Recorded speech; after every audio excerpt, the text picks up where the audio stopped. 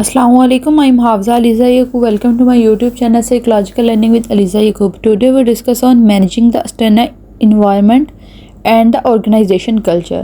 यानी कि आज हम डिस्कस करेंगे कि एक ऑर्गेनाइजेशन के अंदर जो मैनेजर है वो किस तरह से एक इन्वायरमेंट को मैनेज करता है, या जो एक्सटर्नल इन्वायरमेंट होता है उसका एक ऑर्गेनाइजेशन के ऊपर कितना इफ़ेक्ट आता है।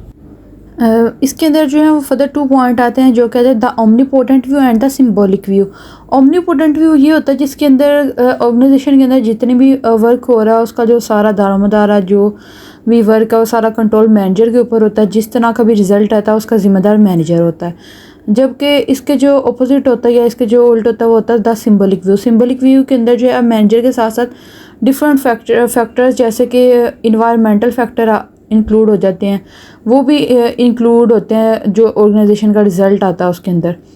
यानी कि ओमनीपोटेंट के अंदर जितना भी जिस तरह की कारकर्दगी रहेगी उसका सारा जो दारोमदार है वो मैनेजर के ऊपर होता है। जबकि सिंबॉलिक के अंदर जो मैनेजर के साथ जो अलग डिफरेंट जो फैक्टर्स होते हैं वो भी उसके अंदर इंक्लूड होते हैं। जो डिफरेंट फैक्टर्स इन्वॉल्व होते हैं वो होते हैं एक्सटर्नल फैक्टर, जैसा कि आ जाता है कल्चर, आ जाता है इन्वायरमेंट, आ जाता है। अब उसके अंदर इंक्लूड होता है डेमोग्राफिक फैक्टर, यानी कि जिस तरह जो एम्प्लॉय कंपनी के अंदर या ऑर्गेनाइजेशन के अंदर वर्क कर रहे हैं उनकी एज क्या है। यानी जो यंग इंडिविजुअल होता है वो ज़्यादा मोटिवेट होता है और ज़्यादा वो अच्छे तरीके से अपने वर्क को लेके आगे चल पाता है। इस तरह जो ज़्यादा ओल्डर हो जाते हैं वो एक्सपर्ट हो जाते हैं अपनी फील्ड के अंदर, वो भी अच्छे तरीके से गाइड करते हैं, अच्छे तरीके से वर्क को लेके चलते हैं। बट कुछ अंदर ऐसे एज आती है जिसके अंदर जैसे कि अगर ज़्यादा यंग इंडिविजुअल है तो वो इतना इंटरेस्ट नहीं शो करता अपना वर्क के अंदर, तो वो भी जो एक फैक्टर होता है, एज फैक्टर, वो भी इंक्लूड होता है कि ऑर्गेनाइजेशन का किस तरह का इन्वायरमेंट है उसके अंदर। इकोनॉमी यानी कि माशियत जो है वो किस तरह से चल रही है, अनसर्टेनिटी क्या हो रही है, मीडिया जो है, मीडिया को कितना अंदर इन्वॉल्व किया जा रहा है ऑर्गेनाइजेशन के वर्क के अंदर। मीडिया जो है आजकल जो इंटरनेट है उसके ऊपर अपने वर्क की जो है हर एक ऑर्गेनाइजेशन जो है वो अपने वर्क की प्रमोशन करती है, अपने वर्क को प्रमोट करती है। तो ये भी देखा जाता है कि एक जो ऑर्गेनाइजेशन है उसके ऊपर उसके जो एक्सटर्नल फैक्टर्स हैं जैसे कि मीडिया, उसका कितना इफ़ेक्ट आ रहा है। यानी कितनी ज़्यादा और कितनी अच्छी प्रमोशन हुई और कितनी ज़्यादा प्रमोशन की वजह से या इंटरनेट की वजह से, मीडिया की वजह से कितने लोग जो हैं वो ऑर्गेनाइजेशन के अंदर इन्वॉल्व हुए हैं। उसके अलावा आता है कस्टमर नीड के, कस्टमर जो है वो किस तरह की प्रोडक्ट की डिमांड कर रहा है, उसको कितनी प्राइस के अंदर किस तरह की प्रोडक्ट चाहिए। तो क्या जो कंपनी है वो अपने कस्टमर की नीड को पूरी कर रही है या नहीं कर रही। इसके अलावा तो जो शेयर होल्डर्स हैं या जो स्टेक होल्डर्स हैं वो कितना अपना इन्वेस्ट कर रहे हैं, वो वैसे ही इन्वेस्ट करें जिस तरह के वो पहले एक ऑर्गेनाइजेशन के अंदर इन्वेस्ट कर रहे थे। तो ये डिफरेंट जो फैक्टर्स होते हैं, यानी कि एज फैक्टर, किस एज के जो इंडिविजुअल हैं वो वर्क कर रहे हैं, माशियत किस तरह चल रही है, अनसर्टेनिटी कितने रिस्क लिया गया है ऑर्गेनाइजेशन के अंदर, मीडिया का कितना प्रमोशन की गई, कितना वर्क किया गया है, कस्टमर की क्या डिमांड है और कितना शेयर होल्डर्स का इंटरेस्ट है। इन तमाम ये इन्वॉल्व होते हैं एक्सटर्नल फैक्टर्स। और एक्सटर्नल फैक्टर्स जो होते हैं वो भी एक ऑर्गेनाइजेशन का जो मैनेजमेंट होती है उसके ऊपर इफ़ेक्ट करते हैं।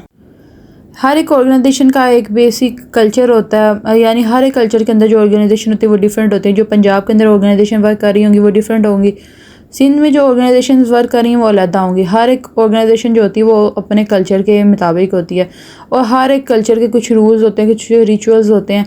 और ऐसे ही हर एक ऑर्गेनाइजेशन के अंदर कुछ रूल्स होते हैं जिन्हें हर एक एम्प्लॉय ने फॉलो करना होता है, हर एक जो वहाँ पे मैनेजमेंट की टीम होती है उसने फॉलो करना होता है। उसकी बेस के ऊपर जो वो ऑर्गेनाइजेशन वर्क करती है और देखा जाता है कि कितनी जो है वो वर्क के अंदर इम्प्रूवमेंट आई है। अब हर एक ऑर्गेनाइजेशन जो होती है वो दूसरी ऑर्गेनाइजेशन से डिफरेंट होती है। जैसे कि ऑर्गेनाइजेशन ए और ऑर्गेनाइजेशन बी की एग्जांपल हम ले लें, तो अगर ऑर्गेनाइजेशन ए वहाँ पे हर एक इंडिविजुअल जो है वो डायनामिक वर्क कर रहा है, हर एक जो है वो सोलो वर्क कर रहा है, सेपरेट वर्क कर रहा है। जबकि ऑर्गेनाइजेशन बी है वहाँ सारे जो है वो यूनियन में वर्क कर रहे हैं, सारे मिलके काम कर रहे हैं, एक टीम डायनामिक की सूरत में वर्क कर रहे हैं। तो जब एक इंडिविजुअल टीम की सूरत में वर्क करता है तो वहाँ एक सोशल फैसिलिटेशन का फैक्टर आता है कि दूसरे एम्प्लॉय को देख के भी मोटिवेट हो जाते हैं। उसकी जब एक सारे मिलके यूनियन में वर्क करते हैं तो एक स्ट्रॉन्ग कल्चर जो है वो सामने आता है, ऑर्गेनाइजेशन के ऊपर जो है वो पॉजिटिव इफेक्ट आता है। Current issues in organisational culture, organisation culture के अंदर जो है वो डिफरेंट इश्यूज़ का सामना करना पड़ता है। क्रिएटिंग अ इनोवेटिव कल्चर, कोशिश की जाती है कि एक इनोवेटिव कल्चर को, इनोवेटिव ऑर्गेनाइजेशन को क्रिएट किया जाए। इनोवेटिव होता है कि जिद्दत, कोई नया काम जो है वो इंट्रोड्यूस करवाया जाए। फ्रीडम हो, वहाँ पे हर एक एम्प्लॉय जो अपनी मर्ज़ी के मुताबिक वर्क कर सके, कोई उसके ऊपर ज़्यादा प्रेशर ना हो। ट्रस्ट वर्थी एम्प्लॉयज़ हों, कोई अंदर जो है मिसट्रस्ट वाला पर्सन ना हो। आइडिया टाइम हो, हर एक को आइडिया के लिए टाइम दिया जाए, हर एक जो है वो अपना आइडिया जो है वो पेश करे, उसमें से जो से फिर ज़्यादा जिसको वोटिंग होगी वो आइडिया जो है वो सिलेक्ट करके उसके जो है प्लानिंग में उसको शामिल कर लिया जाएगा। प्लेफुलनेस, ह्यूमर, यानी कि कोई इतनी ज़्यादा सख्ती वाला सिस्टम ना हो, एक जो है हेल्दी इन्वायरमेंट हो, ह्यूमरस इन्वायरमेंट हो और स्ट्रेसफुल इन्वायरमेंट ना हो। इसके अलावा जो वो एक डिबेट के लिए टाइम हो या डिस्कशन का टाइम हो, हर एक जो एम्प्लॉय है वो अपना अपना पॉइंट ऑफ व्यू जो है वो पेश करे। इस तरह का ऑर्गेनाइजेशन का कल्चर नहीं होना चाहिए कि जो ऊपर वाली सीट पे लोग बैठे हैं वो नीचे वालों को सिर्फ ऑर्डर दें। हर एक को नीचे वाले जो लोग हैं, हो सकता है उसके अंदर भी कोई ऐसा इंडिविजुअल मौजूद हो जिसके पास अच्छा मशवरा हो, उसके पास अच्छा कोई डिसीजन हो, कोई वो अच्छा गाइड कर सके। तो इसलिए हर एक को एक डिबेट डिस्कशन मीटिंग होनी चाहिए ताकि हर एक इंडिविजुअल जो है, हर एक जो एम्प्लॉय है वो अपना अपना पॉइंट ऑफ व्यू जो है वो पेश कर सके। क्रिएटिंग कस्टमर रिस्पॉन्सिव कल्चर, ऐसा एक कल्चर, एक ऐसी ऑर्गेनाइजेशन बनानी चाहिए जहाँ पे जो कस्टमर है उसका रिस्पॉन्सिव, उसके मुताबिक एक जो ऑर्गेनाइजेशन बनानी चाहिए। यानी कस्टमर ऐसी प्रोडक्ट बनाई जिससे कस्टमर जो है वो सेटिस्फाई हो, कस्टमर के जिस तरह की नीड है, उसकी जिस तरह की डिमांड है, वैसी उसको प्रोडक्ट जो है, जैसी उसकी रेंज है उसके अंदर उसको प्रोडक्ट जो है वो बना के दी जाए। हायर एम्प्लॉयज स्किलफुल, जो ऐसे एम्प्लॉय जो है वो हायर किया जाए जिनके पास कोई स्किल मौजूद है, जिनके पास कोई ना कोई उनको पास कोई ना कोई पॉजिटिव प्लस पॉइंट है। ऐसे इंडिविजुअल को मौका देना चाहिए, ऐसे इंडिविजुअल जो है उनको एज आ एम्प्लॉय जो है वो सिलेक्ट करना चाहिए। रोल क्लैरिटी होनी चाहिए, हर एक इंडिविजुअल को पता हो कि उसका एक ऑर्गेनाइजेशन के अंदर क्या रोल है, उसने अपना क्या वर्क करना है, कोई उसके रोल के अंदर उसको कोई कन्फ्यूजन ना हो।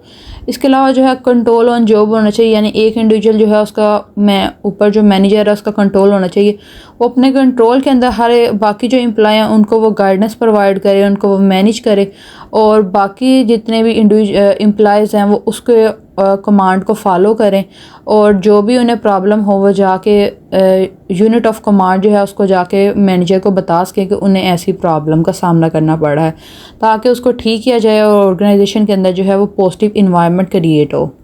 क्रिएटिंग सस्टेनेबिलिटी कल्चर, यानी सस्टेनेबिलिटी यानी बरकरार रखना, मेंटेन रखना। कोई भी वर्क, अगर कोई भी गोल, कोई प्लान बनाया गया, उसके ऊपर वर्क करना शुरू है तो उसको ऊपर जो है वो मेंटेन रहा जाए। उसको ये नहीं कि अगर एक दफ़ा रिज़ल्ट ठीक नहीं आया तो फिर उसको छोड़ दिया जाए, बल्कि उसको कंटिन्यू उसके ऊपर वर्क किया जाए ताकि उसके ऊपर जो है वो इम्प्रूवमेंट आए। Create ritual for sustaining culture, कुछ ऐसे रूल्स बनाए जाए जिसकी वजह से कल्चर जो है वो मेंटेन रहे उसके एक ऑर्गेनाइजेशन का, और ऐसे वो रूल्स हों जिसको हर एक इंडिविजुअल जो है वो फॉलो करे। जितने भी एम्प्लॉय वहाँ पे वर्क करें, जो भी मैनेजमेंट की टीम वर्कर हैं वो उन रिचुअल्स को फॉलो करे ताकि एक अच्छी जो है ऑर्गेनाइजेशन रन हो सके। इसके अलावा जो है अचीव गोल के ऊपर फोकस होना चाहिए, ऐसे गोल्स बनाने चाहिए, प्लानिंग पहले करनी चाहिए, उसके बाद गोल सेट करने चाहिए ताकि जो है वो गोल, और हर एक एम्प्लॉय को मोटिवेट करना चाहिए, उसको प्रॉपर गाइडेंस प्रोवाइड करनी चाहिए ताकि एक ऑर्गेनाइजेशन ने जो गोल सेट किए हैं वो गोल अचीव हो सकें।